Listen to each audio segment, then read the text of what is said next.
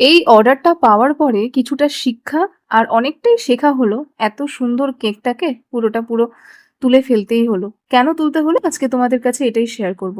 So hello সবাইকে, সবাই কেমন আছো? আশা করছি সবাই অনেক ভালো আছো আর আমিও অনেক ভালো আছি।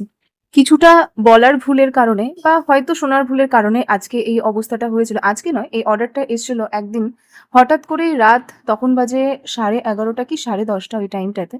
বলা হয় একটা অর্ডার আছে, কালকেই ডেলিভারি দিতে হবে। তো ঠিক আছে, কাস্টমারের বা ক্লায়েন্টের কথা শুনে আমি তড়িঘড়ি করে বানানো শুরু করি। আমার অফিসের মধ্যেই আমি এই জিনিসটা তৈরি করি। তো সেক্ষেত্রে একটা রেফারেন্স আমি ছবি দিয়েছিলাম, সেটাতে তার পছন্দ হয়েছিল আর বলা হয়েছিল যে এই একটা ফুলের জায়গা, পার্পলের জায়গা যেন সেটা রেড হয়।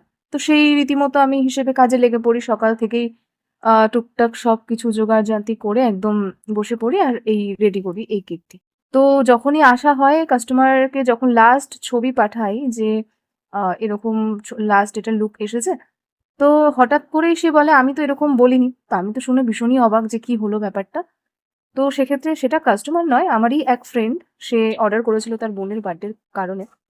তো ভালো কথা। সেও মানে বলছিল যে, "এরকম তো আমি বলিনি, আমি তো পুরোটা রেড বলেছি।" আমি বললাম, "তুই তো ফুলের রেড বলেছিলি।" যাই হোক, আমি আবার সাথেই বললাম যে, "ঠিক আছে, এখন যেহেতু হয়েই গেছে, ও বেরিয়েও গেছে ওর বাড়ি থেকে।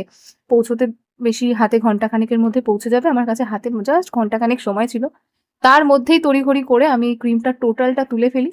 তুলে আমি আবার এটাকে রিস্টার্ট করি আর ১ম থেকে পুরো একদম কেকটাকে আবার করে ডেকোরেশন করি। তো একদমই সিম্পল একটা ডিজাইন রেখেছি। আর বার্থডের মতন স্পেশাল দিনটা আমিও চাইছিলাম না যে কোনোভাবে তার খারাপ হোক। তো সেক্ষেত্রে আমিও কাজেই লেগে পড়ি।